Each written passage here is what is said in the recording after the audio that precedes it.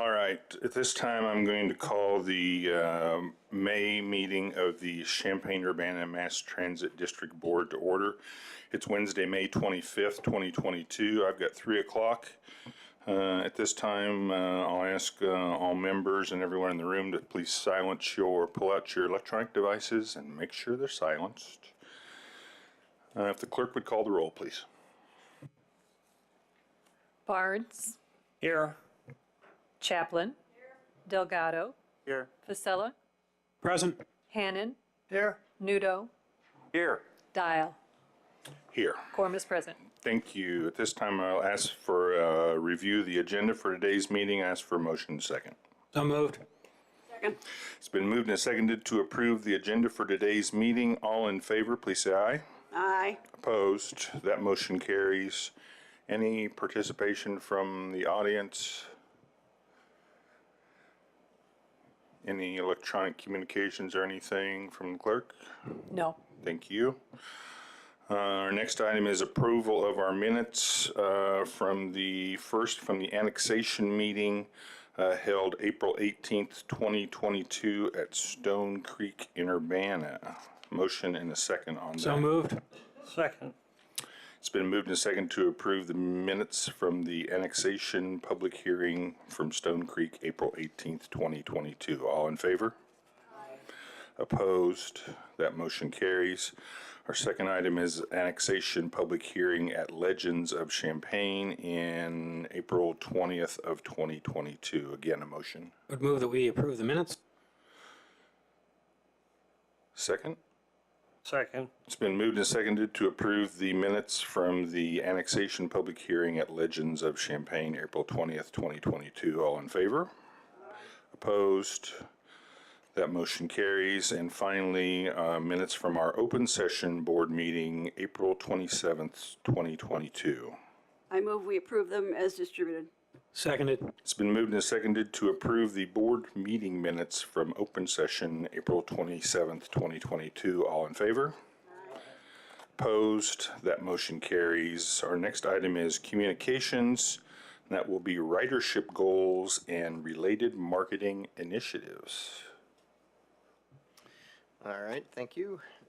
Amy Snyder, Chief of Staff, is going to join me up here, and we'll kind of walk through a presentation that we've prepared in response to Trustee Nudo's request to have this on the agenda to spark a discussion about ridership and marketing efforts that we are putting into responding to ridership. So if we're ready to fire up the presentation.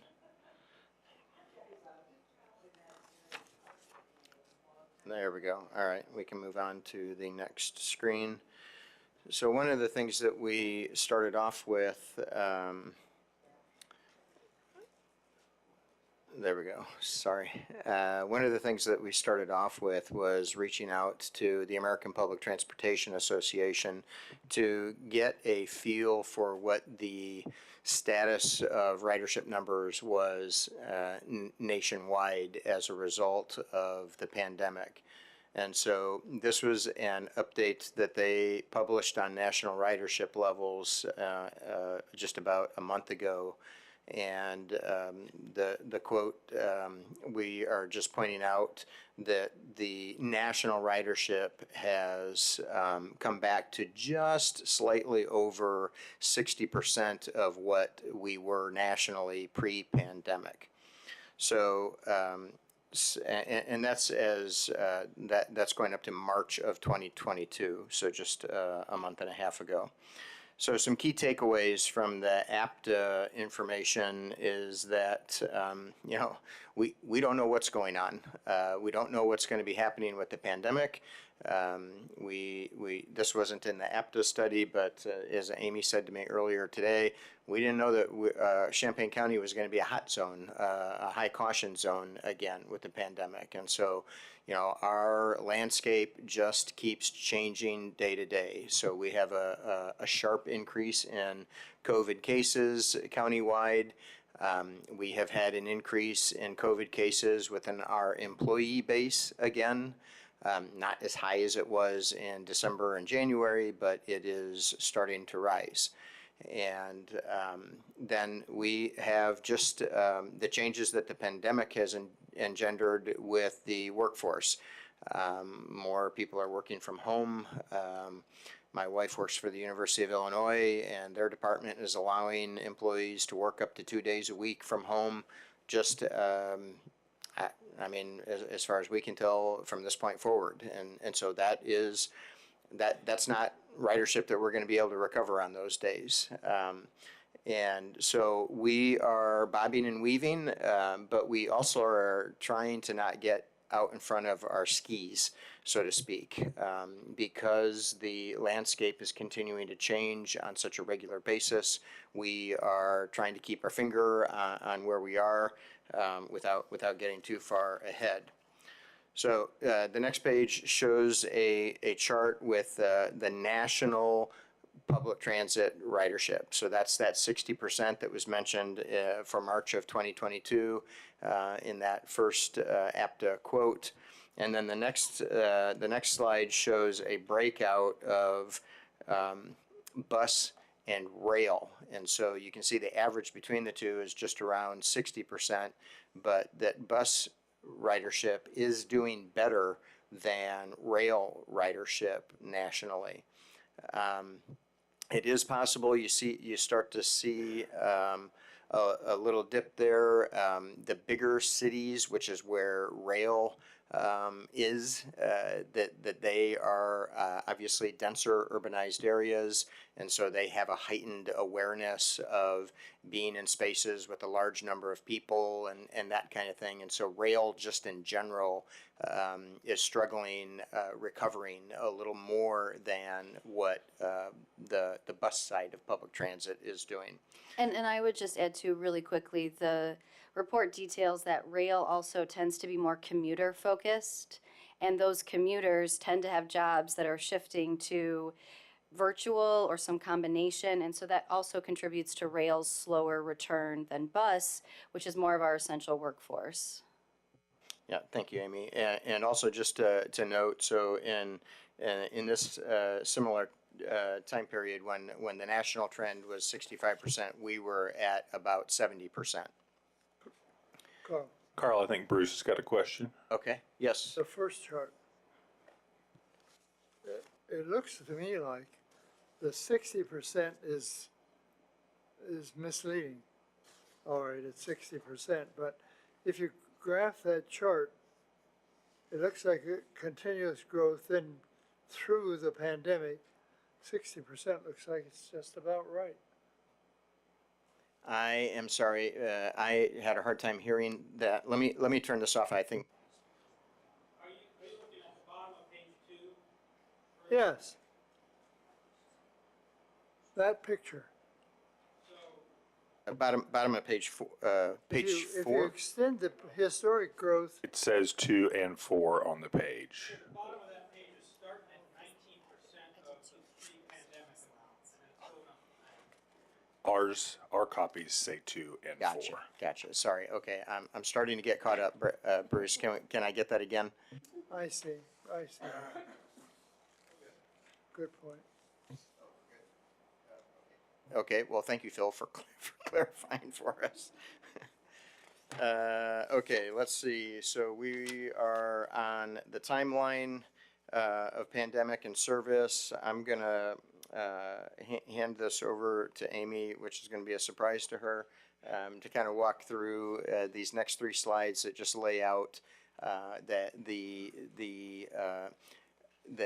differing levels of service that we've had for different periods of time, and then we're going to get into some charts that I'll take the presentation back over again. But I'm just trying to save my voice by sharing. Thanks, Carl. We wanted to really quickly buzz through the timeline because it gets difficult to keep track of things, especially as we enter in year 3 of the pandemic. So very quickly, March of 2020 was our fateful start. And so when the schools went remote, we did reduce to non-U of I service.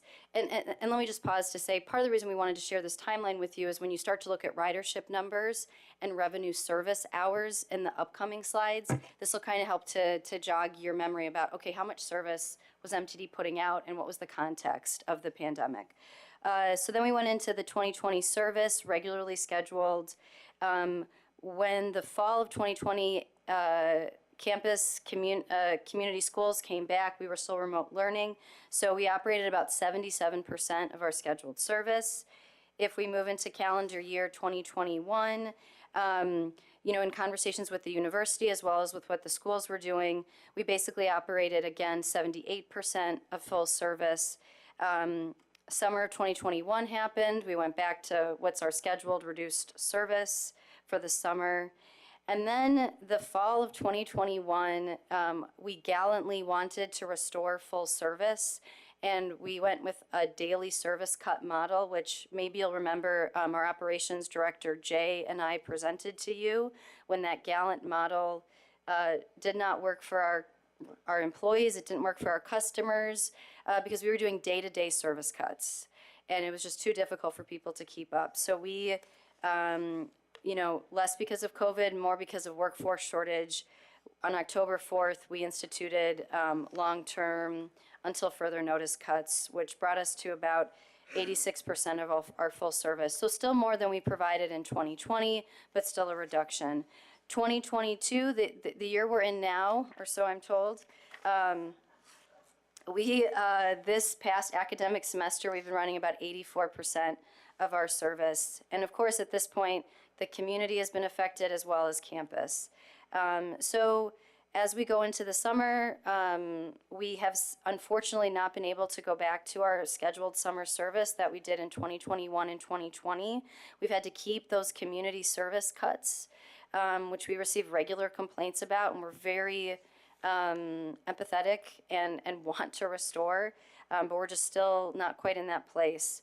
And then, of course, we presented last month on our plans for the fall. So I want us to get into those charts, but if you have any questions, please let us know. Bruce, you have something? Oh, I'm sorry. All right, okay. All right, I'll take back over the next slide. This is a slide, it's a chart that you see regularly, monthly. We update this for you. It's got a historical perspective on ridership. The last year in this, because we only have room for a certain number of years, and so the last year being reflected on this is fiscal year 2015. That was our highest ridership ever in the history of the district. So that's the high water mark. I'd like to point out that fiscal year 2015 occurs in calendar years 2014 and 2015, and that was the first year that we had what we now hear about all the time, but in that period of time, it was the first time that we really heard about the polar vortex and the impact of that. You can see in February in particular of 2015 that really pushed ridership up. 2015, the stars were in alignment, everything worked out great, and we had a great ridership number. Then right after that, MCOR started, and we started having draconian reroutes on all of our lines that went through campus because of the MCOR construction completely shutting down the main corridors that we use. And so we were going through this construction project that lasted several years and that we were the grant recipients for and advocated for it, but it did serious damage to our ability to maintain that ridership. You can see, if you look really closely on here, it's a little hard to see, but in 2019, the third from the right, if you start on the right of any month and then the third line in, you can see that our numbers started to recover. Our ridership was bouncing back, MCOR was starting to wind down, and then of course in March of 2020 we got smacked in the face with COVID-19. And so that then goes into the end of fiscal year 2020, And I'm seeing for some reason on this key, 2022 has been dropped off. It's on my printout, but the red line is FY 2022. So in the key on this chart, if you're looking at FY 21, that's the second year of the pandemic, and FY 20 is the year that the pandemic occurred. So you can see that the ridership, just was decimated in primarily April. March, we got a good 3 normal weeks in March before everything shut down, but then April, everything was shut down.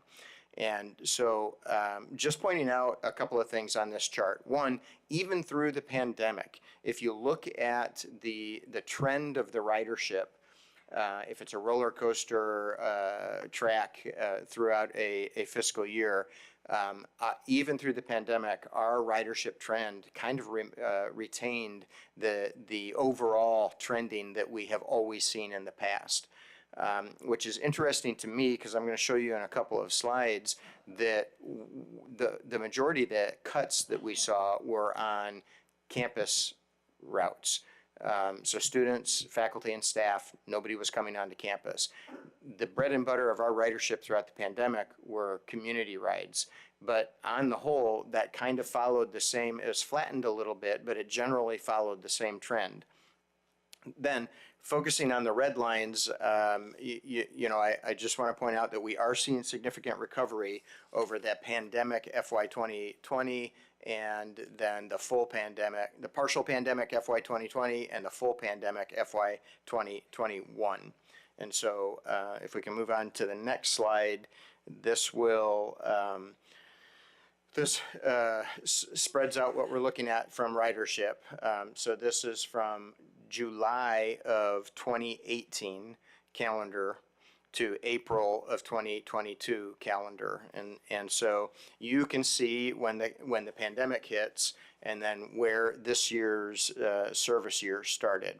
And again, the interesting thing here that I want to point out is we saw dramatic cuts, just like everybody else, but look at what we retained. We were transporting 200 to 400,000 passengers every month throughout those meaty months of the pandemic.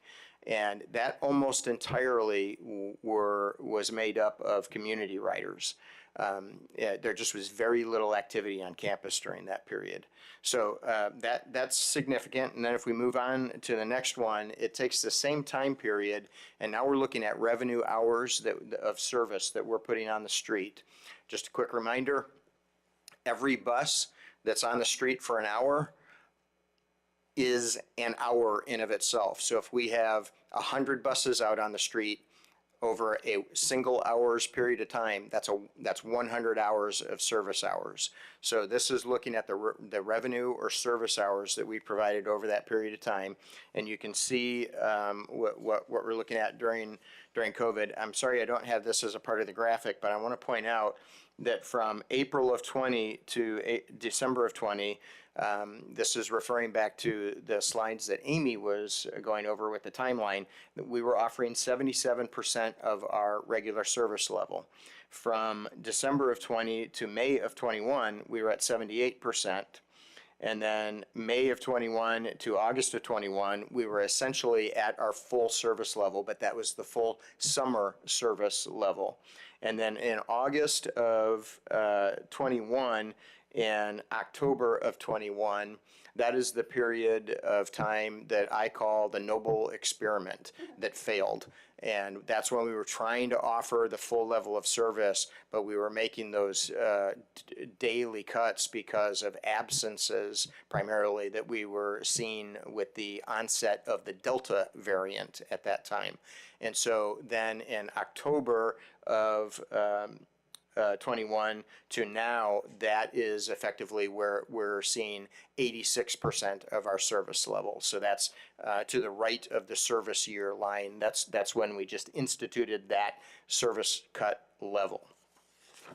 Then the next slide combines the last two slides so that you can see the trending between the revenue hours, which are made up by the blue line, and the ridership, which is made up by the orange line. And you can see that, there's a close knit tie between revenue hours and ridership. Okay, moving on, we're going to take a little bit of a different tact here.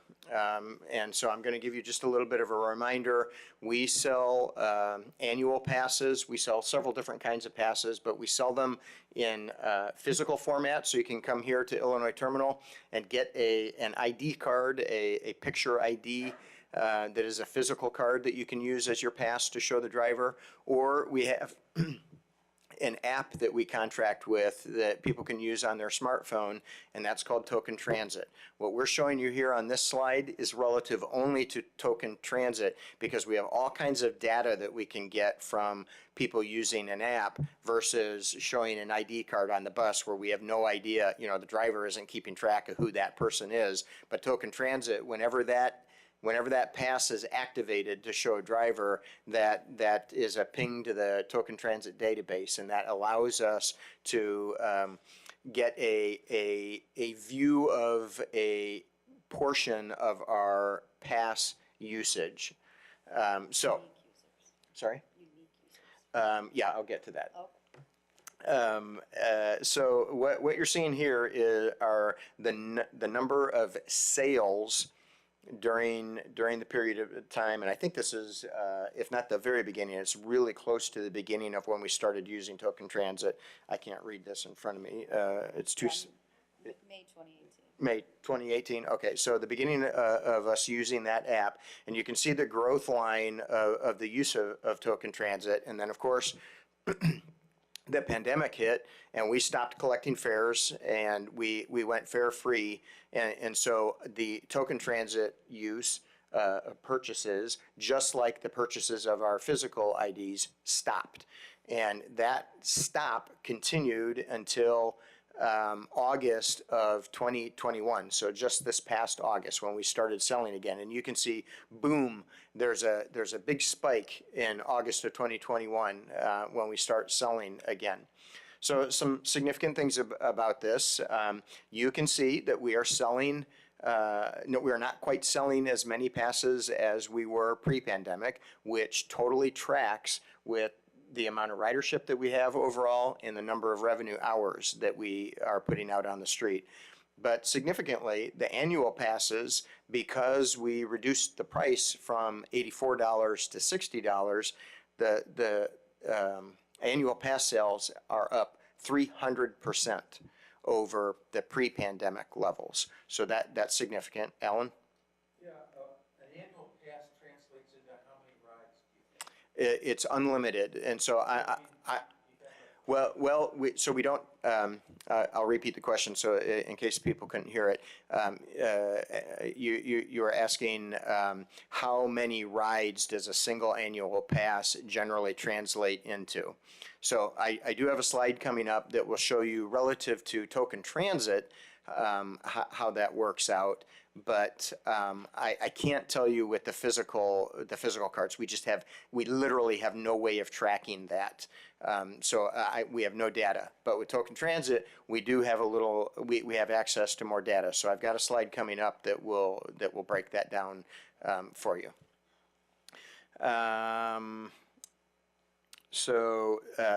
The center bottom of this, where there's green, red, and green text, I want to point out the unique users. So this is partly, this plays into a little bit, Alan, of what your question is, but the number of unique users for the Token Transit passes has gone up 18%. So while we just get a number generally of what the annual pass use is, now with Token Transit we can see that the number of individuals purchasing an app, that the number of unique individuals has gone up 18%. So the next slide goes into a little bit of what you're talking about also, Alan. These are unique daily users. This is a lot of data that we tried to cram into a chart on one page, so it's a little hard to read, and I don't know, maybe we can get you some non-chart versions of this information, but I will have to check with what we have access to, and marketing can tell us if we can just get you the raw data if you're interested in that, Alan. But so these are unique individuals. These are not if Phil buys a token transit pass and he uses it 10 times a day, this isn't counting Phil 10 times. This is counting Phil one time that day. He's a single unique user, and so that we don't have. I don't know if we can get it. The number of times. Can we get the number of rides that Phil takes, or just the number of Phils that there are? I think we can get, I'd want to double check, but I think we can get anonymized data of our individual users. So we'll look into that, Alan, to see if we can break that down further for you to really specifically answer your question, but this is the best I can do right now. Okay, thank you. Next slide. So this is a tricky one. I don't want you to get lost in this too much. I just want to point out a couple of things. These are passengers per revenue hour. So remember, every bus out on the street for an hour is a revenue hour. So 10 buses is 10 hours. And this is the number of passengers that we carry per hour. In FY19, that first column shows you the number of passengers per hour for weekday campus, weekday community, evening campus, evening community, and then weekend. Then the next column is FY22 through April of 2022. So we don't have the full fiscal year, it's just the fiscal year that we've completed so far. And the corresponding passengers per revenue hour. Key is the final column, the percentage of our current passengers per revenue hour as compared to the pre-pandemic FY 2019 passengers per hour. So what I want to point out here is campus is, and this is, you know, we had a combination of hybrid classes, some in person, some not in person. Again, we have a lot of university employees who are in hybrid work situations. Some days they're coming into the office, some days they're working from home. But look at the community numbers. They're quite a bit higher than the campus percentages, and the weekend service is doing really, really well. So overall, we're at about 72% of what our pre-pandemic was, and then you can see the breakdown there. And keep in mind, only 80% of our service is out on the street during the majority of that period of time. And 2 months left of the fiscal year. Yeah. So we're giving you the best picture that we have at this time, but it is not a complete picture. So this is something that this slide is addressing something that we don't frequently talk about to the board. We do have an approved Title VI plan. Title VI is an equity and inclusion statute of the federal government, and so we are required when we make service changes or really anything that we do, even if we're adding service, we have to do what we call a Title VI analysis to make sure that we're not treating minority populations or low-income populations or immigrant populations unfairly relative to the non-immigrant or non-minority populations. And so we have been doing this all throughout. Drew Bargeman, our Title VI officer, has done more during the pandemic with his Title VI duties than any Title VI officer that we've had for the previous 10 years has done. So he is pretty much constantly doing analysis on this, and he's doing a great job. And so I just want to point out that as we build back service and as we cut service when we need to. We're always keeping an eye on equity and making sure that we're treating the variety of populations in our community fairly and equitably. Amy, do you want to hit on anything else on that one? No. Okay. The next slide, just to hit on something that I already mentioned, but just to double down on it, I guess, reminder that we, beginning in August, this past August, we reduced the cost to annual passes from $84 to $60. And we're going to have, coming up, a few more slides with some data on that. So on the next slide, you can see what our sales were for FY19 and FY20. Both of those years had an $84 pass sale, and then those last two columns fall under FY22, and we didn't do FY21 because we weren't selling annual passes because we were fare free at that time. So if you're wondering why we skipped there, because we literally skipped that year. So look at the quantity, and again, FY22 is not complete. And so you can see the number is dramatically higher overall than what we've seen in the previous years. We're not yet at a higher dollar amount, but look how close we are, even though we significantly reduced the price of the passes.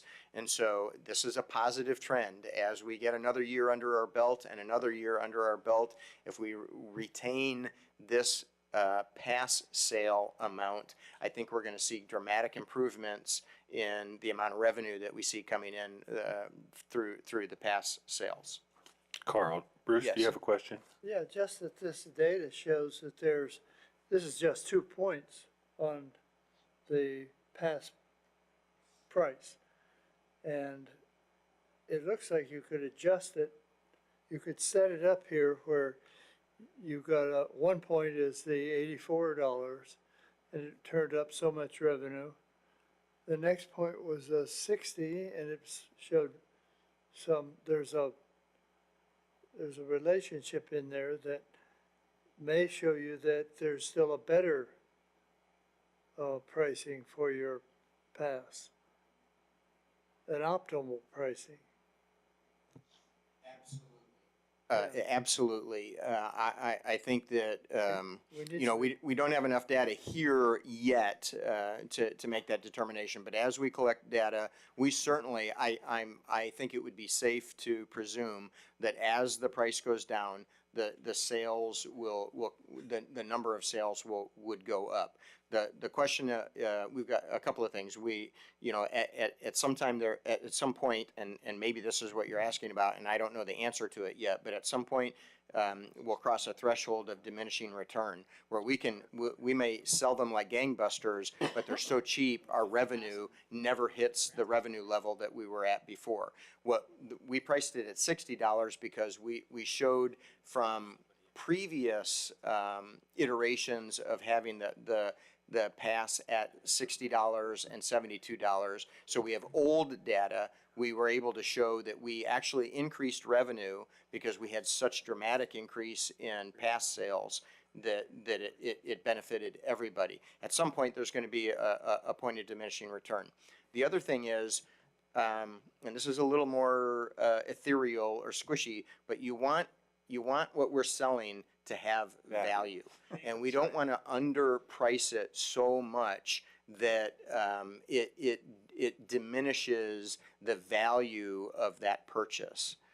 Do you know what I mean? Yep. There's almost a psychology where you say, man, I sunk $60 into this pass. I'm going to get my money's worth and take the bus to the store. Yeah, so that's exactly right. So we may get people buying it like crazy because it's so cheap they don't even care about it. But we've diminished the value, and it may be so cheap that we diminish the revenue stream too. Yeah, I want to go back to something. There's a comparison here to the 84. This Say is again? quite a drop from 84.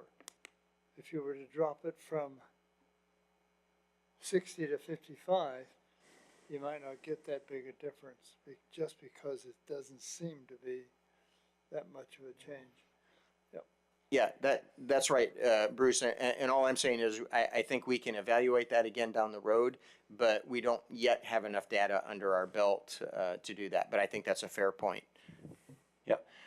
Something that I brought up when we first talked about this reduction from 84 to 60 is to offer a multi-year pass. And I think the reason why I asked for this particular exercise is increasing ridership over the long term with steady habits toward it. And I think Phil made a great point. You paid for it and you're going to use it. You're going to damn well use it to get your money's worth out of it. A multi-year pass, I think, does two things. I don't know as I'd offer it at a lower price. I think I'm inclined to do it. If you take 3 years, a 3-year pass, you get it at 50. If you take it at 2 years, you do it at 55 or something to give the incentive to do it. But it freezes the price in their minds. You're not looking at, it's a counter to inflation in today's world.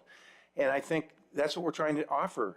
One of the points that you made about, going back to making sure that all your service reductions didn't over affect certain genders and races and colors and everything that, this is the reason why we're here. And I think lower pricing for lower income and needy families is the answer to get more ridership and get more continued. So the last question I had about Phil's point is, the pass must have a barcode or some availability of knowing it's been used that day, correct? It's all on the phone. The token transit pass, it doesn't have a barcode, but the app service, the company Token Transit, keeps track of every time the pass is activated. The passes that we give out when somebody makes a purchase here at Illinois Terminal, so they're getting a physical ID card, it does not have a chip in it or a barcode or a QR code or anything. We don't have any, all they do is show that to the driver. So the driver is saying, okay, that's an annual pass, click, they click the button on. So you're under counting your ridership with that use, right? Well, they still click a button. They still click a button? Yeah, the operators disaggregate. They do the same thing when someone shows them the pass on the phone. From the operator's perspective, they see that it's an annual pass, and then they disaggregate that on our passenger counter terminal, and they count it as an annual pass, or they count it as a monthly pass. I'm getting in the weeds, but I guess my bigger point is, I think we ought to look at multi-year passes. And the only other question I have is, is there any way for staff to analyze what the use is for on a bus? Are they going to the grocery store? Are they going to work? Are they, I guess to find out who to market to in your marketing campaign is to find out what their use of the bus is to get from their home to wherever they're going. And, that would necessitate some interfacing with the client, with the tenant. So we can call them clients, riders, customers, passengers. There are a couple things about knowing where somebody is going. We can do onboard surveys. We have done onboard surveys in the past, and so you literally are just asking somebody to fill out a very short, card survey. Where are you coming from? Where are you going to? Did you have to transfer? That kind of thing. Just 4 or 5 real quick questions. So it's an onboard survey. That's very expensive because it's very labor intensive. You have to have a person taking that card on the bus and asking everybody on the bus to fill it out. Some people will, some people won't, but it's a person on every bus or on any bus that's being surveyed handing those out. So we don't do that very frequently because it is very labor intensive. And we have to hire somebody to do it. We don't have the staff to do it. We have tried to capture the data via other methods, and we've struggled with getting that data in a good format. And I'll give you an example. When we started this relationship with Token Transit, we installed Bluetooth beacons on every bus. And so every user of Token Transit, their app would ping the Bluetooth beacon anonymously. We didn't collect any information about the person, but the app pinged the Bluetooth when they got on the bus, and then if they transferred to another bus, it pinged when they got off, it pinged when they got on, and then it pinged when they got off again. So we didn't find out, okay, somebody went to a grocery store, but we found out, okay, this was the complete trip that I'm going to keep using you as an example, Phil. Phil gets on here, and then on the red route, and then he goes to the Illinois terminal, and he transfers to the blue route, and he completes his trip, and he gets off at Round Barn or whatever. Then we have that complete trip for that person. That's a great concept, and I still think that it's fertile ground for us to get information. It's really it's a narrow section of our customer base because it's only token transit users that we're getting, but it's better than nothing. I could have Evan Alvarez come up. He was a planner at the time when we were doing this. He's now our special services manager, but he was the one that was trying to cull through this just vomit of data that we were getting. Sorry, that's probably a crude term. That we were getting via the Bluetooth beacons, and it was really difficult to get anything useful out of it. It was almost just too much. And so I don't know, maybe that concept is a little ahead of where we are in terms of being able to manipulate the data in a useful fashion. But that's still something that we're playing around with. That's a really long answer to tell you basically we don't have that information in a useful format right now. But I 100% agree with you that I'd love to get that data. And it would be when you useful. sign up for a pass, is it done online, or forgive me my ignorance on this, but how do they sign up? It depends on what form they're purchasing it from. If they're using token transit, they do it within the app on their phone, so they can do it anywhere, anytime. There could be a place that you could ask those questions at the time they sign Token up. transit intentionally collects very little data from its users. It's something illegal? that they take pride in, is that there's no barrier to entry. And so for some users, they don't want to tell us where they're going. I mean, in all honesty. We're asking them later, though. Sure. So surveying is a great way to do that. And last year, our marketing manager shared with you some survey results we did a customer survey, and then we also did just general population survey. And so we'll absolutely keep investing in those. I will say, since Carl took the time for the beacons, the university has the Illinois app that students use, and they can use that. It's the building access that allows you to ride the bus too. We're working with the university to employ those same beacons, so that way anonymously we can see where a single anonymized student gets on the bus and where they get off. Hey, just one last Sure. pass at this. If you said was optional to fill out, so that it was their choice to fill out the information as to what we would need to know for marketing purposes, is that feasible? Yeah, I see your point, and we can ask Token Transit if that's something you're saying, like a small questionnaire would come up in the Good app. questions. Yeah, I don't know. We can ask them about that. I would almost like to throw in a request to both the Illinois app and Token Transit and say, hey, quick pop-up while you're sitting on the bus, you got nothing to do. Can we ask you a quick 5-question anonymous survey about the purpose of your trip today to help us design better routes? And if you answer it, show the screen to your driver, you get a free MTD tote bag or some crap. I don't know. Or, show it at the Illinois terminal. But something where we can, Yeah, sorry. Yeah, thanks, Alan. That's what I was going to say. I like the idea that both of you are talking about. I think it's basically the same concept. That absolutely is something that we can float to Token Transit and see if that's an option. Tomas has got a question. And is that possibly information that you can ask in the purchase process while riders are attaining their passes here at Illinois Terminal? Like, although it's not the information that Alan was sort of getting at, but is it part of that purchase process to ask why this, how this pass will function for the rider? Is that a possibility, or is that information even productive? So. It certainly is a possibility. and we can look into that. I'd want to be careful about not, so doing the token transit version of that, people are spread all over and they're kind of, doing it in their own home or as they're standing on the bus corner or whatever. But here, everybody's at the counter and we can get some real rush times when they're trying to get people through. And so I wouldn't want to do something that would bog down that process, either for our employees trying to provide customer service or a line of people that are trying to buy bus passes. But it's a fair question and certainly something that we can take a look at. Margaret? Carl, Amy, sort of what is the ratio of people who buy token transit passes or buy the passes through token transit versus the ones who come in and buy the paper ones? I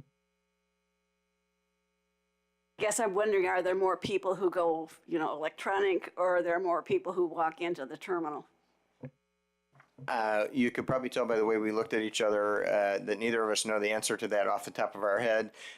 My guess is that we're still selling more hard copies than we are the digital token transit, but I cannot tell you what the percentage is one way or the other. I would agree with that we're still selling more physical, which is hard to believe. We can absolutely get the board a follow-up report that shows, okay, over the year, this is the total token transit annual passes sold, and this is the total physical passes sold. That's something we can absolutely follow up on.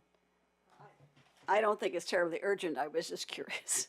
It's absolutely information we have. Our finance department has it, and if my life depended on it, I would guess that Michelle, our finance director, has already texted Nate Warman, our comptroller, back at the office, and that before the end of this meeting, we'll have the answer to your question.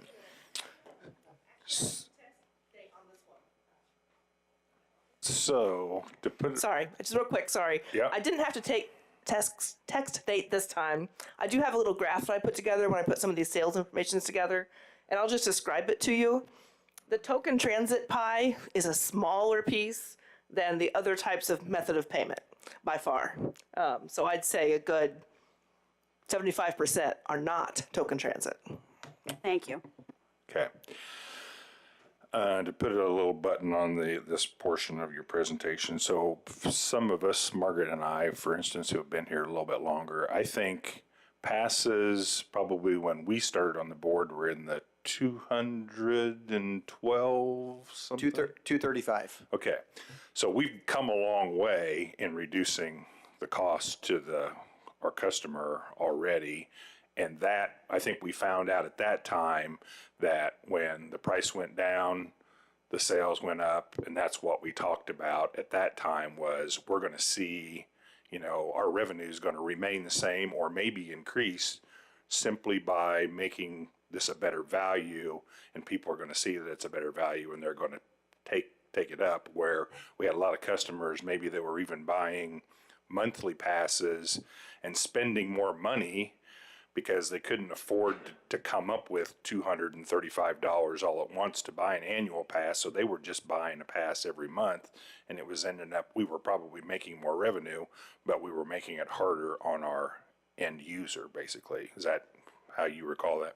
Yeah, you're spot on. In 2008, we were at 235, and then we reduced it to 60 in 2009, and then a couple times over the intervening years between 2009 and 2021, we went from 60 to 72, and then 72 to 84, and now back down to 60. You made me think of one other thing real quickly, because we are getting bogged down a little bit, although this is why we have this on the agenda, so that we can talk about it. We have a new feature of token transit, and I would hope that this would be an incentive for people to start using the electronic version of passes. It's a program called fare capping, and so we sell $20 monthly passes, and so with fare capping, if you buy 3 monthly passes at $20, you have purchased an annual pass. You don't have to buy a 4th month for 20 or a 5th month for 20. You just automatically get converted to an annual pass. And so that is a fantastic feature for people, or even if you can only afford $1 every time you ride, when you hit $20, you automatically get a monthly pass. And then if you keep doing that 3 months in a row, then you get that annual pass. It's a great feature for our passengers. just one last comment. I think we have a tremendous opportunity to increase ridership with just this aspect of what you've shown us today. And with gas prices going up and with changing mores in the community, this really is going to be an opportunity for us to do it. I think we acknowledge that the revenue is meaningless in terms of our big picture. Whether we take in less revenue and have more passes, that's not the answer. It's the ridership that we're interested in. And so I think a multi-year program for passes, showing incentives there for locking in the price and better pricing in 1, 2, and 3 is going to do that. I just got to thank the staff for doing this. It's a great opportunity. And I'm just as impressed with our board coming up with lots of questions because they're showing interest in the things that you're interested in, and that's ridership. So we want to contribute just like your staff is doing to present this. And I think it was great presentation. I really mean that. Yeah, thank you. I think it's been a great discussion. We're not quite done with the presentation. Yeah. But wait, there's more. Bruce, Bruce, you have a question? Just the last point. The faculty pay nothing. The faculty have free passes. The staff at the university. You got your mic turned off, Bruce. The staff at the university pay nothing. The individual faculty and staff member does not pay, but the university pays for faculty and staff access to the bus system. Right. It's part of our contract. As far as the faculty or as far as the staff knows, mentally, that's zero cost to ride the bus. It absolutely is for that individual, and we partner up with the university on a regular basis with a program that they generally call it's our bus too, or it's your bus too, and that is a marketing campaign that is directed at faculty and staff. And the meaning of it's your bus too is it's not just for students, it's for faculty and staff, and so we partner with them frequently on that. I'm going to, if I may, I'm going to try to make a final push to the end here, and I'm going to go through these final slides really quickly, although, Alan, I think that you'll particularly like some of these. So if we can go to the next slide. Tech, yeah. So this is token transit, right, also? No, it's both. Well, how do we know? Because we know that we can have Evan Alvarez come up here to defend his methodology, but it's just looking at, on page 14 of your board packet, we show you every month how many annual passes were disaggregated from the total counts. And so just knowing how many people were claimed as annual pass riders, then we can calculate how many of those, we don't know how many unique users they. So it's just how many passes we've sold, how many annual pass rides per annual passes sold. Yeah. Got it. Okay. Let's not hang around on this slide too long. It's a great slide though, Evan. Yeah. Yep. Okay, next slide. All right, this is specifically, Alan, you're going to seem like a great prognosticator here because this is some of the marketing campaigns that we have in the pipeline when we are able to put more service out on the street, when we have more employees in the pipeline, then we'll pull the trigger on some of these ads. I'll go on to the next slide. This is a draft version of a slide that shows a receipt. And so you get a receipt of $60 for the annual pass that you buy, and it says, just like when you use your coupons at the grocery store, this says you saved $145.50 by using your MTD bus pass this month at the end of the year. You will have saved $1,891.50 by riding the bus annually. So, that's the kind of campaign I think that you're talking about, and that. Yeah, that's right. Yeah, similar concept. And then the next one are, this is a draft version of a wrap that we're going to put on 2 buses. This isn't the final version of it, but again, we're kind of saying the same thing. We've got a gas pump up there in the image, and for $60, you can get 15.5 gallons of fuel. Or you can get an unlimited number of rides on the bus. And so it's that kind of thing that we're talking about. In addition to that, the next slide, in the board packet, actually in my notes, I've got a whole list of some of the outreach activities that we have planned. And this is just kind of showing you that from a calendar view, that we get really busy during the summer. Our folks are out a lot. Mingling with the community and doing public relations and advocating for transit use all throughout the summer. And then the next slide is the tail end. These are similar to the outreach, but very targeted for some specific populations. Older adults, passengers with disabilities, and individuals who are ESL, or English as a second language. And so we've got what's kind of turned out to be a duo, a pair of staff members, Allison Haynes and Evan Alvarez, who do the vast majority of these.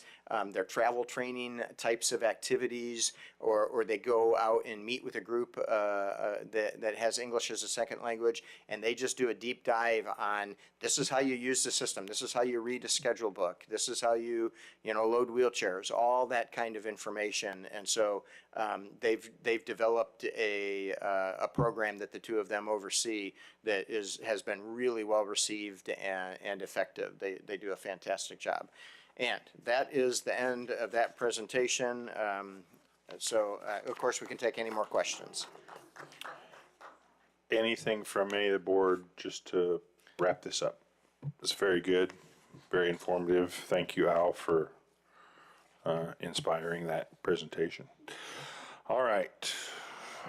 With that, thank you, Amy. We will jump into the managing director's report.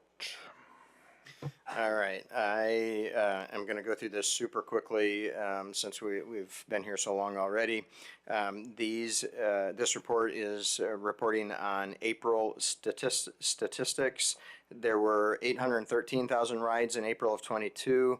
That is more than double the April 2021 number of 360,000, and it is about 2/3 of what our April of 2019 service was. So right at about 75%.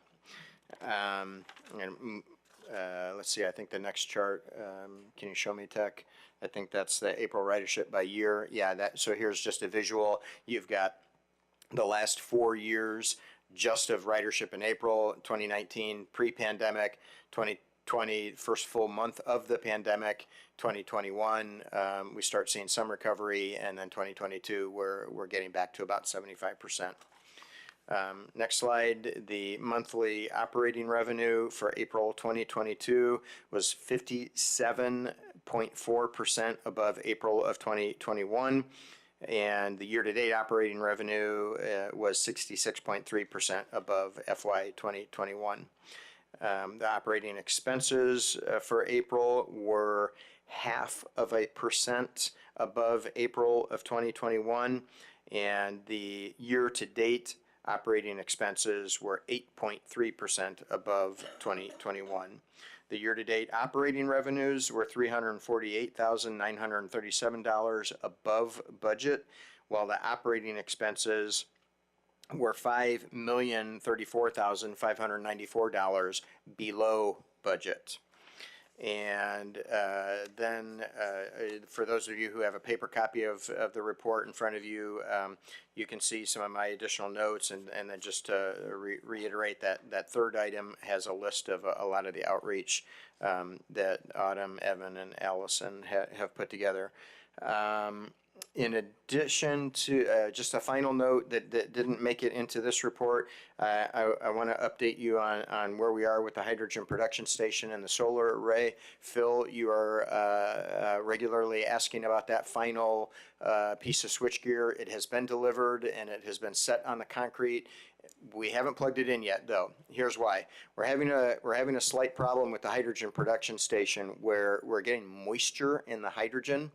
It's not damaging the fuel cell on the buses because we have condensers that chill the hydrogen as we fuel. Well, it chills it. I don't know if Jane behind me knows the exact degree, or Josh, what we chill it to, but either way, it freezes the moisture, and so that's great. None of the moisture is getting into the fuel cell. The problem is now we have ice building up in the dispensing equipment. So the entire team for the Nell company that produces the electrolyzer, PDC and Ivis, who do the dispenser and the compression and the chilling, and then Trillium, the overall prime contractor, they're all working on figuring out where this moisture is coming from, why it's being introduced, and how to close that off. And they're doing that this week. And so to answer your question, Phil, we can't power down the whole system to plug it into the solar array until we get this problem resolved, because they're on site working on it. So when that's resolved, then we'll do this other thing. But the equipment is here and it's installed. Whew. With that, if you have any questions through page 38, I will be happy to answer them. Anything from Carl on his report or the associated documents up to page 38?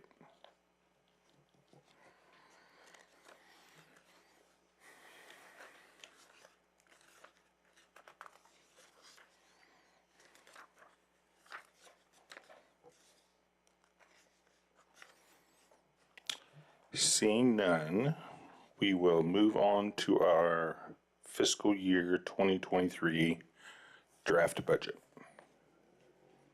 All right. I also am going to try to go through this more quickly than I normally would, just for the sake of time. Okay, if we can go up to the first slide, I have a list here of items that I want to point out that are impacting the budget, from the current budget to the new budget, the proposed budget. Number one, of course, is the pandemic isn't over, and as I mentioned earlier, we're seeing an increase in cases within our own employment ranks, and that's potentially going to impact us. But at the end of the day, because of the labor shortage and the pandemic, we still only have 80% of the service on the street. But we're budgeting for 100% of the service. And we're doing that because we're doing everything we can to get more employees on board so that we can get more buses out on the street. So we're budgeting for that so that we have the money in place. I don't think that's going to take, that's not going to happen over a year's period of time, but we're just budgeting for 100%. Diesel and gasoline prices are rising and fluctuating wildly, as it says. Although I will say that diesel prices are down this week compared to what they have been since Russia invaded Ukraine. So I don't know that that's a bellwether of things to come, but it was a nice surprise this week. Medical insurance premiums are estimated to increase about 6.9%. In addition, we believe that we will have more employees on health insurance than we generally have, because we are now hiring directly into full-time positions. Historically, we've hired only part-time, and then once people have been here for a year, they move to full-time. And so while they're part-time, they may or may not work enough hours to qualify for health insurance. But if they come out of the gate, right coming off the street, hired into full-time, they're eligible for insurance right away. So we believe that as we build back the employment base, we'll have more people on insurance. So this is the way my life goes. The budget that you have in front of you, the excess liability insurance is expected to increase 15%. And I got our final quote today. Literally today before I came to the meeting, and we're at 21%. I think because we're budgeting for 100% of operations, we'll be fine. We don't need to adjust this draft budget. But just to point out how volatile and crazy the world is right now, and a budget is a plan, and trying to have a plan when things change day to day can be challenging. I mostly want to focus on number 8 there, the MISO capacity charges, or MISO. I'm not sure how to pronounce that. That is the Mid-Continent. Oh, Amy, bail me out. Mid-Continent service operator. What's the I? Interconnection service operator. Okay. Wow. Yeah, we have a ringer in the audience.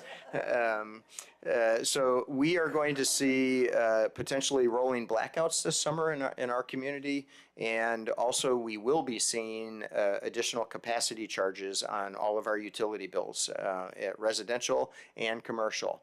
And so we found out about this from Ameren recently, and so tried to accommodate that in this draft budget, but it is a significant increase. The capacity charges are dramatically higher than what they generally are because they're trying to incentivize people to not use their power, because there will not be enough supply to meet demand on certain days. And so we will be paying for the privilege of using our electricity even more so than usual.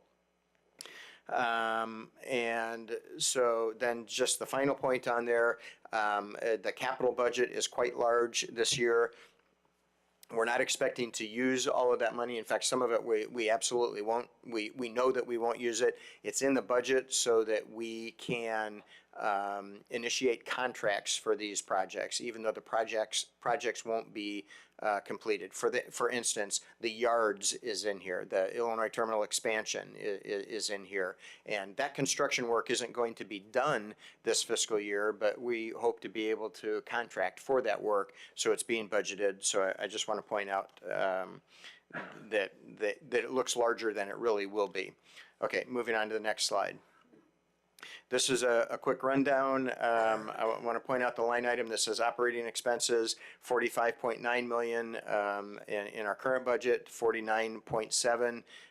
That is, for the most part, because of that list that we just saw on the previous slide.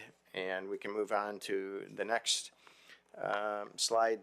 These are an estimate of revenues. If we start with our estimated $7.5 million of cash on hand in our operating reserve, then we have a list of our revenue stream for a total revenue budget of $62.9 million. And you can see what all that includes: our state operating grant, our property tax revenue, and the fares that we collect of $7 million, and then several smaller amounts there. The next slide has an estimate of expenses, and then the ending balance is $7.5 million. That transfer from the capital reserve, while that's budgeted, again, that's not going to happen this year. That is for the Illinois Terminal Expansion Project primarily, and the construction is not going to take place this year. But it's in there because the budget for the project is on the capital page, and it's in the budget so that we can award contracts. Okay, moving on. I'm going to run through these super quick, so stop me if you have a question, please. The operations, these are our wages, and again, we're estimating 100% employment, so we're not there. We're nowhere near there. But that budget with the 2.75% increase across the board, and so this is just operations. We're moving from $13.3 million to $14 million. Next. Fringe benefits, this just goes along with wages. As wages go up, or as health insurance premiums go up, then that accounts for the rise from $10.5 million to $11.1 million. Next. These are not all that dramatic or significant to talk about, except, I'm sorry, go back one.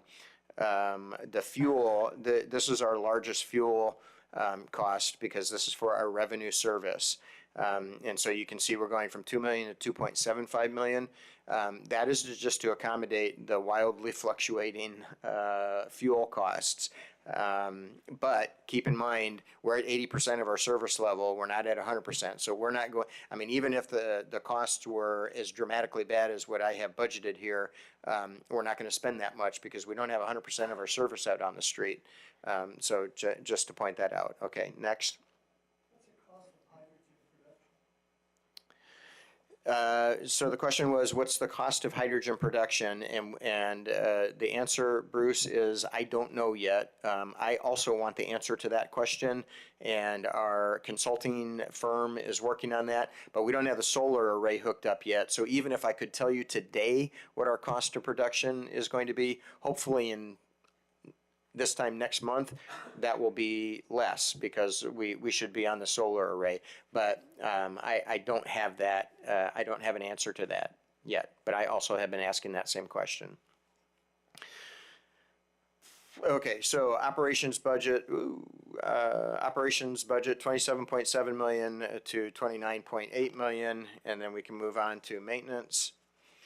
A similar picture but smaller scale because it's a smaller department. The wages go from 3.4 million to 3.7 million. We are effectively at 100% of employment within our maintenance department.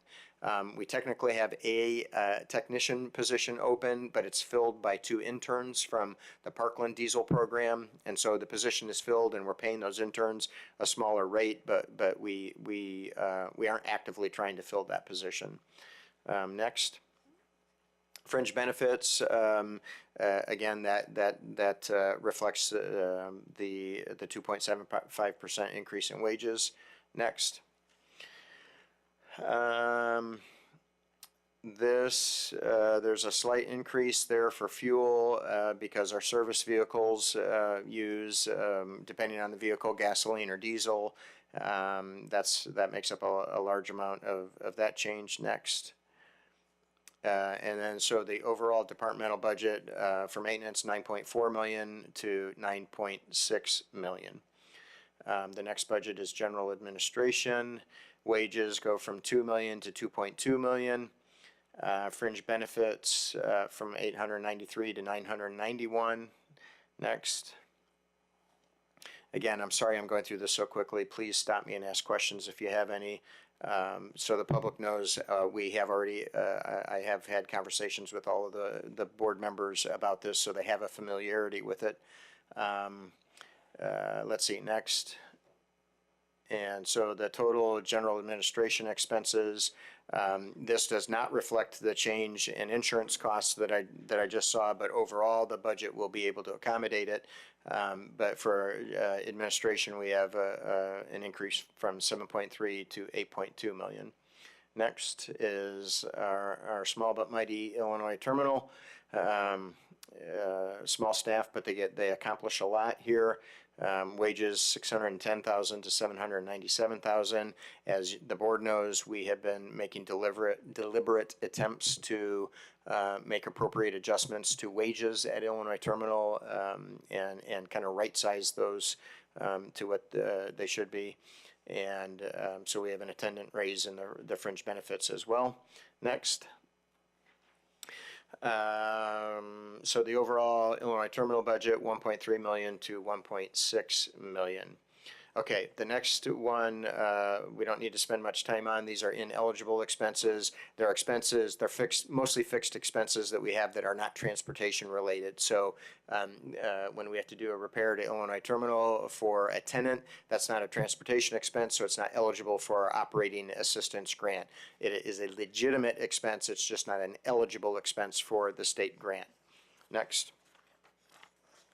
Okay, this is a start of a breakdown of our capital expenses. These are many of these are tail ends to projects that we have already underway. For instance, the largest one on here, that hydrogen fuel cell project, we thought that there would be some chance that we would be able to complete that project before the end of this fiscal year, June 30. But as mentioned, with this icing issue, things have been pushed back a little bit. So I think our final payment will be after July 1st. So they'll be in this proposed budget. But that's the tail end of that project. These are line items that are 100% funded by our capital reserve. And so some of these are just standard line items that we have so that we can do repairs on shelters and kiosks, or install new shelters or benches, Margaret, and things like that.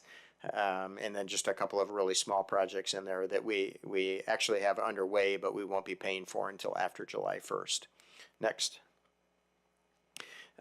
These are some federal grants that there will be a mix between federal funds and local funds, and you can see all the way over there on the right edge of that in small font what the breakdown is. The federal dollar amount is first, and the local dollar amount is second.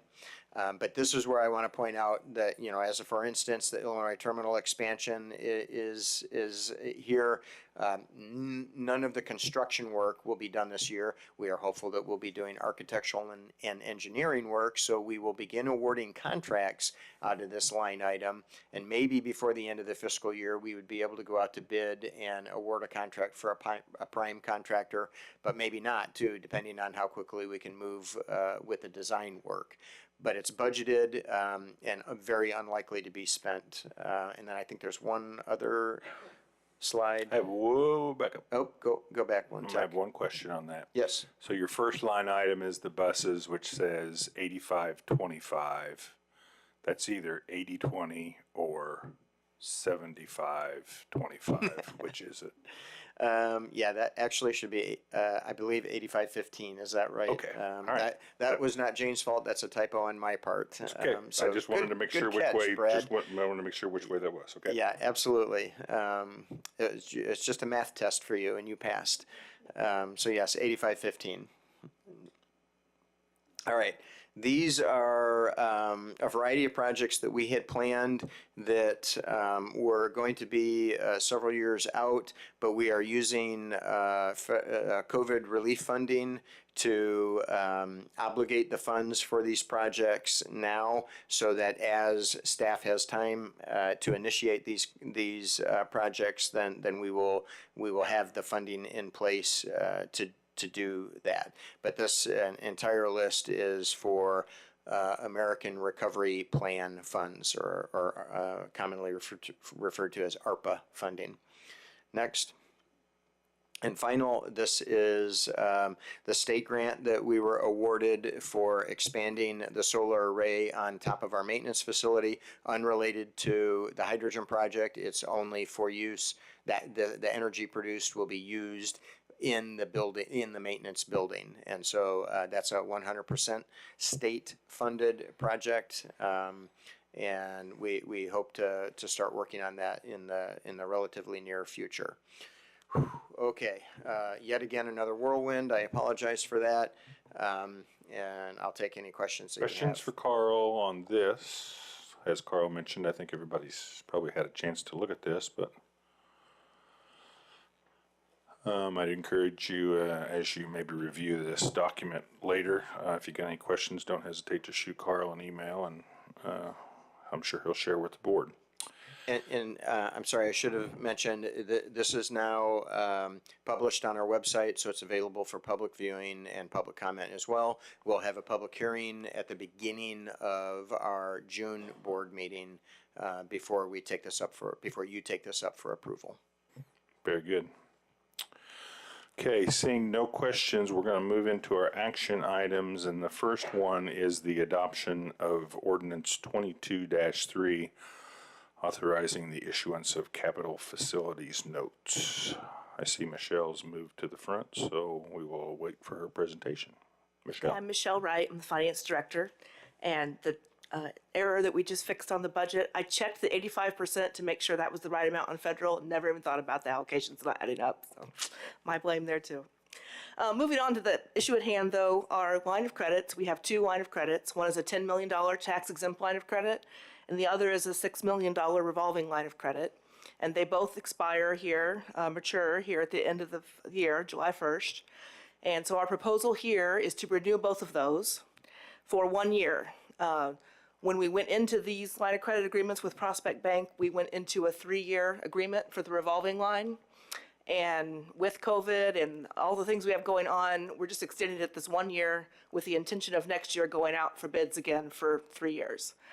So the reasons we have these line of credits are stated there. The tax exempt line of credit is the one we primarily use because of the lower interest rate when we borrow money to take advantage of the debt service fund program with Illinois Department of Transportation. And both line of credits, hopefully we will not get into a situation where we have any kind of cash flow issue, but if we did, this would be available for funds.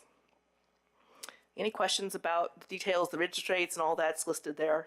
I'm happy to answer any questions. Anything for Michelle on this is standard procedure that we've done many years. Questions? Seeing none. Phil? I was just going to make a motion that we approve the ordinance. Second. It's been moved and seconded to approve the, I want to make sure I read this off correctly. Ordinance number 22-3, the authorization of issuance of capital facilities notes and line of credit notes per the documents submitted. We'll have a roll call on that. Barnes. Chaplin. Yes. Delgado. Yes. Fiscal. Aye. Hannon. Yes. Nudo. Yes. Dial. Yes, that motion carries. Our next item is our contract with Developmental Service Center for Transportation. Carl. Yes, thank you. This is an annual contract that we have with Developmental Services Center. This is a really great way for us to provide the best service that we can to a segment of our community. We have our ADA paratransit service in the community, but for DSC clients, we purchase transportation from DSC, so they actually do their own transportation for their clients.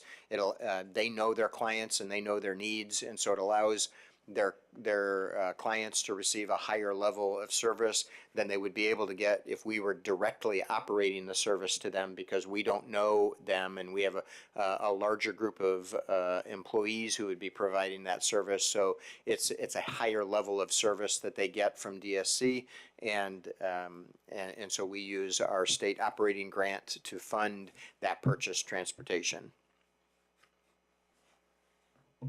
Questions on this item?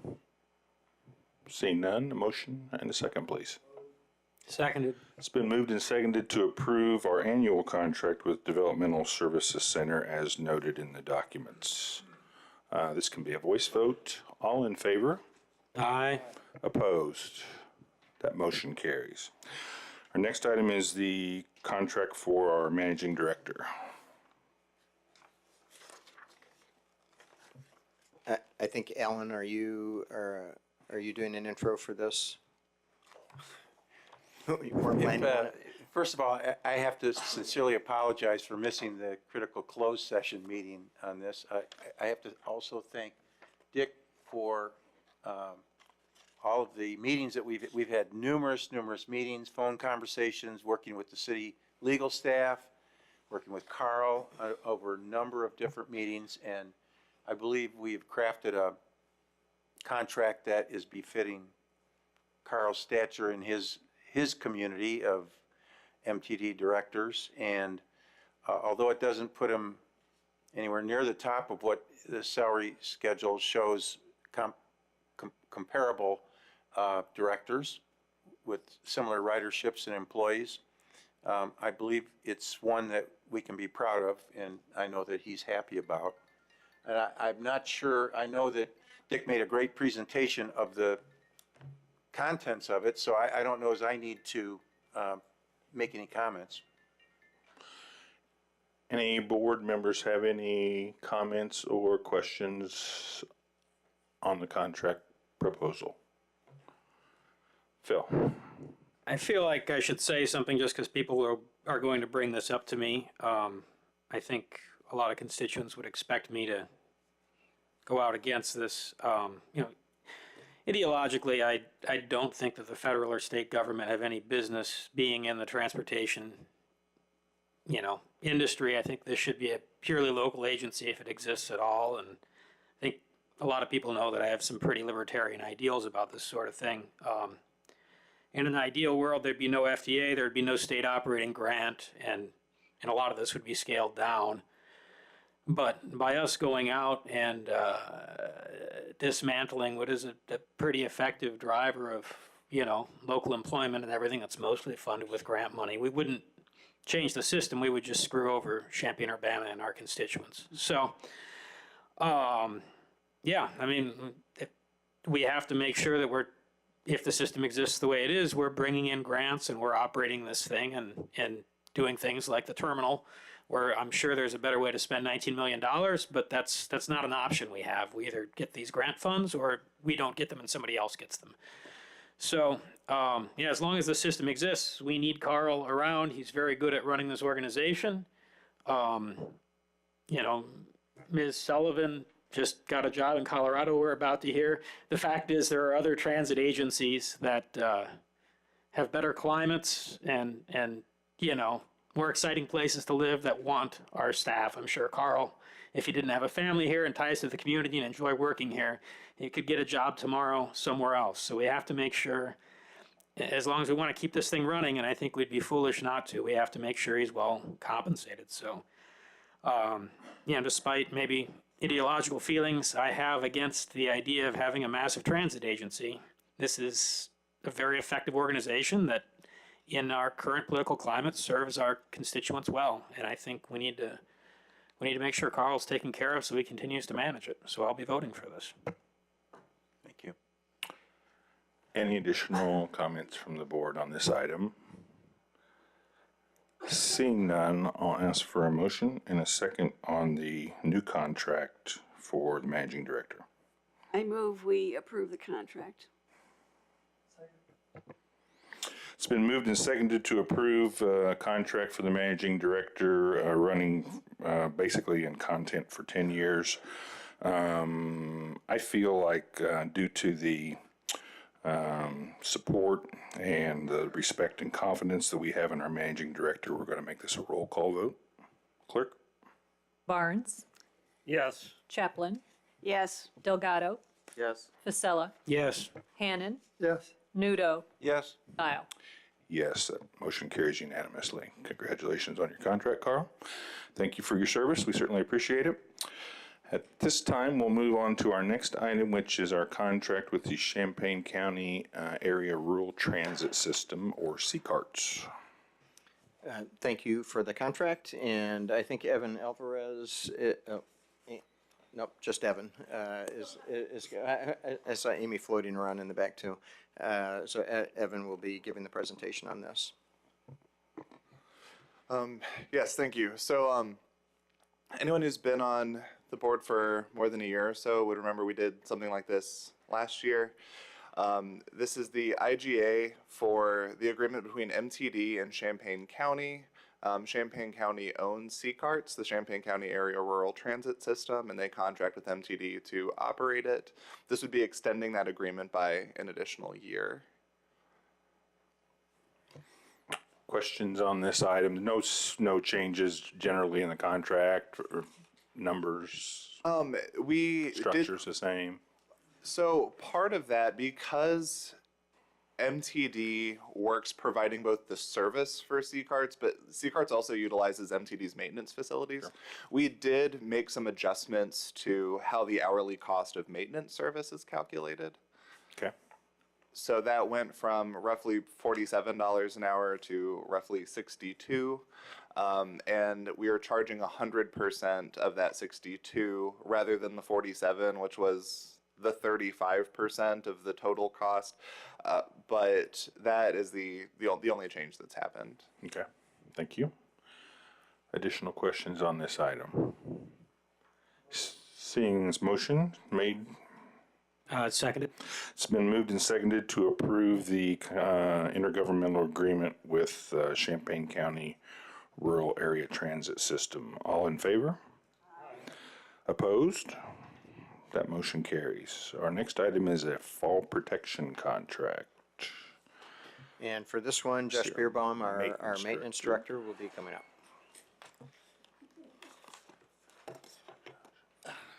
So I'm Josh Beerbaum, the maintenance director, and I'm going to talk with you about fall protection. And lucky for everyone in this room, I do talk and work quickly and efficiently, because I know time is of the essence here. So I'll jump right into it. Safety for our technicians is paramount in our shop. It's looked at very seriously. We've actually formed a safety committee that looks at potential risks and hazards and assesses the best way to reduce those. And they meet monthly, they keep notes of those meetings. And so this idea has been around for a little bit, but it actually has been vetted through them. And that committee is made up of technicians and staff within MTD, so that we make sure that when we're making a decision about something like this, it's the best decision for us, that it works well for us, and that it's cost effective. So I'll go over, it's a quick presentation, but it's just going to show you quickly, for those of you that aren't familiar with a fall protection system, exactly what it is and what you're getting for it. And also, too, I will mention that this project, thanks to Jane Sullivan's phenomenal work, is 100% funded with ARPA funds. But going on, next slide. Going through these quickly, reasons for fall protection, they do reduce the safety risk for our employees. It is an OSHA requirement, 1926.501, which basically just, in essence, says that if you're working on an elevation of 6 foot or more without a protected edge, you have to have some sort of personal arrest system to stop you from falling. It does increase efficiency and shop utilization. Currently, 30% of our shop does not have fall protection. And if you go down to the next bullet point there, all of our inspections, so every PM we do on every single bus requires a rooftop inspection. So basically 30% of our bays can't be used for preventative maintenance inspections. And also, too, the very last one, which is kind of hard to read because it's yellow and white, I apologize. AC repairs, hybrid components, and some of the hydrogen components are on the rooftop. So some of those repairs also have to be on the rooftop, have to be made, and those require that fall protection to be in place. So next slide. And so these are just some quick pictures of what we have currently. Top left, the arrow to the left is basically, that big yellow bar is what they call the rail, and that just runs the length of the bus. The next arrow to the right of that is the trolley system that runs along that rail, and that's the arrest part that stops you from, in the event of a fall. And then below that, there's a red arrow going to, that's the actual harness where you actually attach to that trolley. And then over to the right, that's just basically a snapshot of what it looks like when a technician is up on a rooftop and performing maintenance and repairs. Just kind of a viewpoint of that. Next slide. And then this is basically, this is from High Safe. Bruce has got a question. Go ahead. Battery pack on the hybrid way. Is it way? Yeah, Oh, that's boy. what you're picking up, isn't it? No, so this system is for the individual, the technician that's working up there. This is just to stop him from, in the event that he gets disoriented, trips, falls, this stops him from falling off. This isn't a device used for lifting equipment or anything on the bus.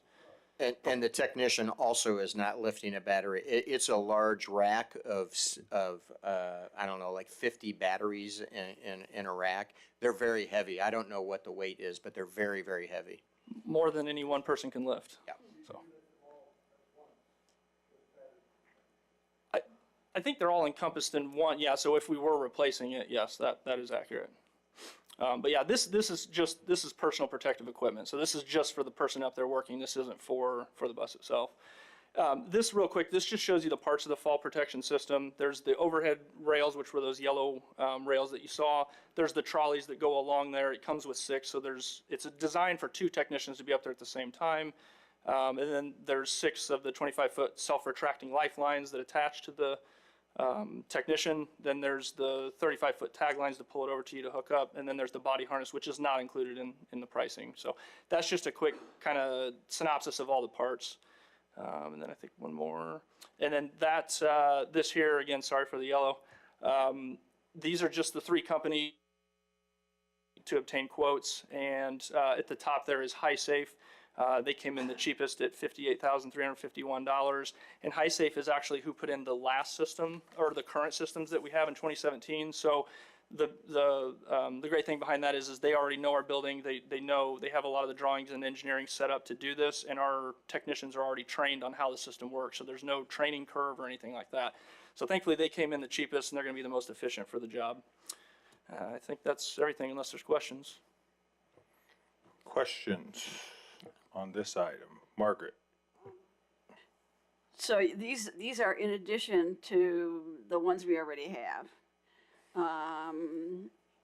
There's no plan or whatever to replace the ones we've already got, or I'm assuming, oops, I'm assuming that this is, you know, a new and improved version.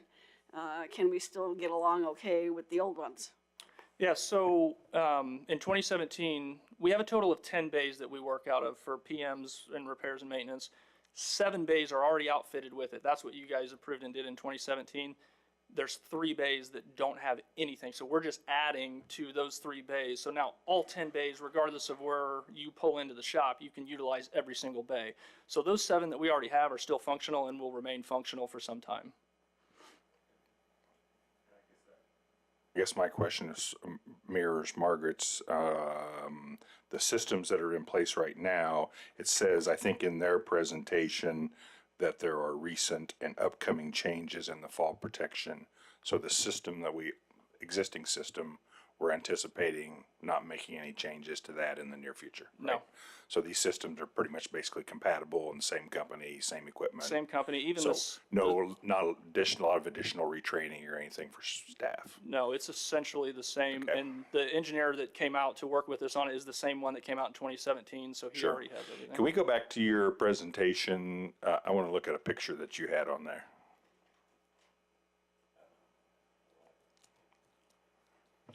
It might take tech a second to okay. pull that up. I still want to look at it. Which one did you I want want to to go back to where we have a technician standing. Okay, so right there. Is that how they're accessing the top of the bus is off of a stepladder? Correct. So I can't- what's the fall protection between the 6-foot point of that stepladder and when they connect in, or are they connecting it on the ground? They're connecting on the ground. There's that tag line that's one of the parts that's included. They'll pull it over to themselves, hook themselves up, then climb the ladder to get up there. So they're protected from ground up. Okay, I understand. Yeah. That just doesn't seem like it's like the most awesome system for having to step off of the ladder onto the, you know, and that looks like probably a 10-foot step ladder or something like that. And I don't know. I would say just looking at that picture makes me think, wow, there might be a better way. A few more steps might come in Or handy. steps are just, I mean, they're at the top of the ladder. So technically the top step and the top of the ladder aren't supposed to be accessible. So, I mean, I don't know. I'm just putting it out there. Maybe instead of on maybe a the very top. 12-foot step ladder, or maybe some sort of a cart, you know, like you might see in I don't know, Menards or somewhere. Okay, anyway, just my 2 cents. All right, any other questions on the fall protection contract from the board? Seeing and hearing none, I'll ask for a motion in a second. So moved. Second. It's been moved and seconded to approve the fall protection contract with HiSafe. All in favor? Opposed? That motion carries. Our final action item today is the virtual server cluster contract. This will be here comes Ryan Ryan. Blackman, our Technology Services Director.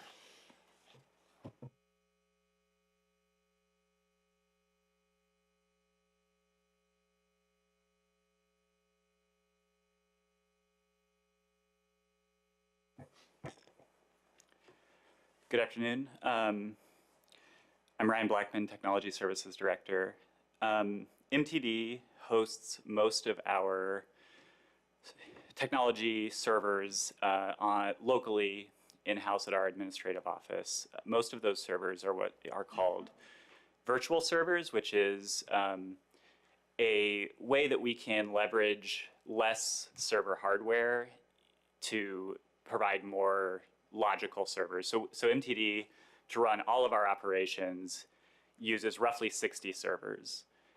it would be very expensive, take up a lot of space, need a lot of hardware if each of those 60 servers required a physical device to run. So what we do is we take a smaller number of very powerful servers and we run what we call virtual servers on top of those. That's a very standard common IT practice. There are a lot of benefits that come with that. One being cost, one being reliability, resilience. It's much cheaper. It's easier to manage. We can do things like have backup servers that can take over in case one server goes down, that sort of thing. We currently run all of our virtual servers on hardware that we had planned to replace in FY23. That was in the budget presentation that Carl gave a few minutes ago. Last Monday, we had a air conditioning failure and then a subsequent power failure in our server room. It was a pretty nasty incident that caused some damage to these aging servers that we are planning to replace. So we, I guess, are coming to the board today asking for retroactive approval of moving forward with our plan that we had in place for FY23 to replace this equipment. We concluded based on this event and the difficulty we had recovering from that event and the damage that was done to those servers that we're replacing during that event, that we needed to move forward immediately and get these new servers in place. So we're asking today for retroactive approval to enter into a contract with Dell Technologies for this replacement equipment. Questions? Go ahead. When you say retroactive, do you mean you've already done it? Correct. Okay. Well, we've already placed the order. We haven't received the equipment and installed it yet, but yeah, we felt like we had to get right on it. Go ahead, Dick. Well, will this have any more capacity or anything better than the last system? Yeah, I've been trying to avoid getting too far into the technical weeds. I'm very excited about this system. It's going to be, I think, a really great system. But without diving into the technical weeds, yes, it will have more capacity for us to grow. Just in general, it's much more modern, new hardware. The environment that we're replacing, there are multiple servers, and I mentioned before that gives us the ability to do some failover, where if one server has a hardware failure, that other servers can pick up that workload. There was a single point of failure in this current system, which is what has failed us in this last week. The storage that those servers share, that those virtual hard disks actually, or those virtual servers actually are written to, was a single point of failure in this system. This new system won't have that single point of failure. Every single server in this array will have storage on it. The data will be distributed amongst those servers. So this server cluster that we are procuring has 4 servers in it. It can be expanded in the future if we need to, but we can lose up to 2 of those servers without having downtime. Was this incident caused by excessive heat in the building? Will it increase the amount of heat being generated? Well, was there a failure in our HVAC system in the building, or what contributed to the failure of the IT system? Yeah, so there was a failure of the, so I guess I should start by saying this was aging equipment that was somewhat fragile. That's why we were planning to replace it to begin with. But there was a failure in the air conditioning in our server room. Our best guess of what happened then is that as all of the equipment in there has variable speed fans in them. So as the temperature rose in the room, the fans in that equipment started going faster, trying to keep the equipment cool. And I think eventually what happened is that overloaded the breakers and tripped some breakers and caused like a complete power failure in that room. Do we need a backup system in terms of keeping the temperature where it should be? I think that's probably a question for Kirk, our maintenance director, but I know that he has been doing some work since this event to try to make sure that that doesn't happen in the future. My team has also been working this week on addressing some of those power issues, trying to distribute the power that the servers are drawing from across a variety of different circuits, so that no one circuit is being overdrawn. So we've, aside from this procurement, which we've accelerated because of this issue, but was planned anyway, we're taking a number of actions to try to prevent this sort of thing in the future. And real quick, just to tag on to that specific question about HVAC redundancy.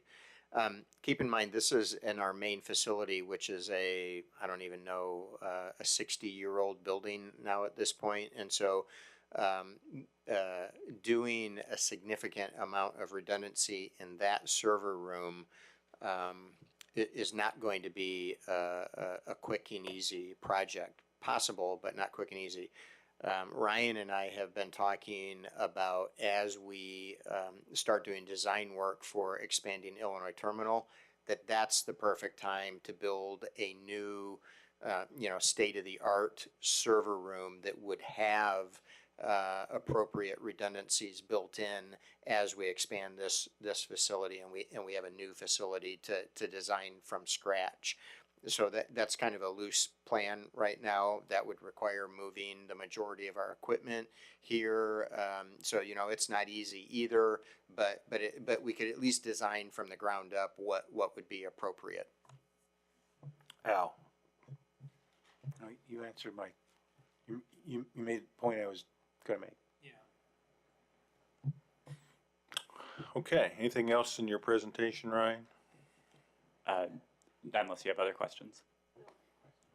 Phil, do you have? Oh, I was just going to throw at you. I was thinking on the Illinois Terminal thing, and I'd like you guys to consider, since we have an awesome fiber loop, throwing some of the blades here and some of them out at our main facility once we get that going. So we've got some level of redundancy. If we have something more than a major, somebody hits the stop button or there's a fire or something like that, we can keep our email and everything up and running. I know it would require a little additional equipment, but I think that'd be a good investment. Yeah, and that's Carl and I have been having some conversations about that as well, and I that is absolutely where our heads are at as well. Additional questions on this item? Seeing none, I'll ask for a motion and a second to approve the virtual server cluster contract. So moved. It's been moved and seconded. All in favor? Aye. Opposed? That motion carries. I do want to take a moment. I know Carl had mentioned to myself that Ryan and his staff had put in a tremendous amount of time and effort trying to keep things afloat while this has been things were falling apart. So thank you for your work on that, Ryan, and please thank your staff for the board. At this time, that was our last action item. This time I'll announce our next regular meeting will be Wednesday, June 29th at 2022. It'll be 3 o'clock right here at the Illinois Terminal. And at this time, the board will be, I'll be asking for a motion to adjourn to closed session to consider purchase or lease of real property for use by MTD, and to consider the setting of a price of sale or lease of property owned by the MTD, and to consider the employment, compensation, discipline, performance, or dismissal of a public official, followed immediately by adjournment. We will not be returning to open session. I'll ask for a motion and a second on that. Second. It's been moved and swoop. Yeah, can I beat you to the punch? I know you just read that whole thing, Brad, but we're actually not going to be discussing the second half of that exception. Well, I'm going to amend my request for a motion to just discuss real property, and there will be no employment, compensation, discipline, performance, or dismissal of anyone. No discussion of that. So moved. Second on that item? Second on the amended motion, okay. Roll call, please. Barnes, Yes. Chaplin, Yes? Delgado, Yes. Fisella, Hannan, Yes. Nudo, Yes. Dial. Aye, that motion carries. We're gonna take about 5 minutes for everybody to take a break and get the room set up and get people out of here that don't belong in here. So, about 3 minutes till 5.